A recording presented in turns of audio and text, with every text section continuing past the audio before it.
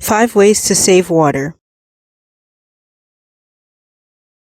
Hello guys, so today's video is on 5 ways to save water. Now I'm going to be quick. I have talked about these before, and also one of them is probably not something that everybody would be willing to do, but I'm still going to talk about this because yeah. Number 1, filter water and collect it in buckets to reuse. This is the low-hanging fruit.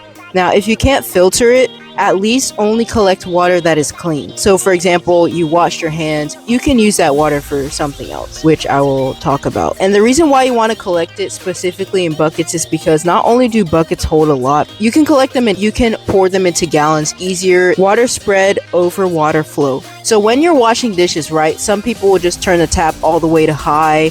You don't need that. What you really need is to spread the water as much as possible so that you can wash away all of the soap suds, right? So instead of putting the water flow all the way to high, you can put it to medium or low and kind of just either use a sprayer attachment to disperse the water or use your hand to disperse the water around the dish, right? Don't unnecessarily heat water. Another thing some people do when washing dishes is they'll turn it all the way up to max heat.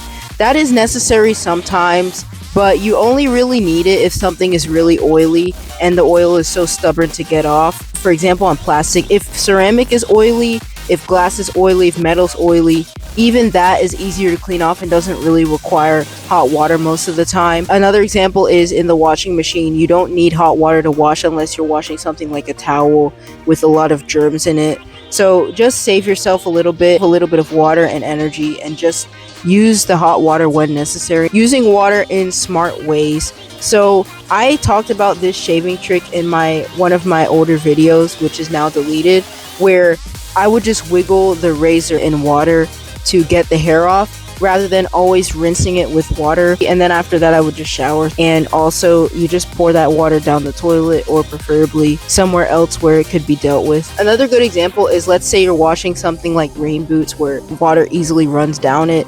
Instead of running it under a tap, right, what you could do is put the boots in a bucket, right, and then fill that bucket with just a little bit of water, and then you will use your hand to spread the water all over the boots. And hand washing your clothes. So for me, the reason this saves water is because after you collect all of this dirty water, there's literally nothing you can do with it.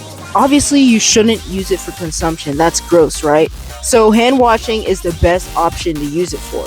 If you are interested in this, but you don't want to do all of your clothes like that, then just do little stuff such as socks or underwear, and use your filtered water for something like that. And hand washing your clothes in a bucket, because that saves the most water. Fill a bucket with a little bit of water, put a little bit of detergent in that water, grab you a washboard, or you can use your hands to kind of agitate the clothing, but I would prefer to use a washboard just so you don't hurt your hands too much.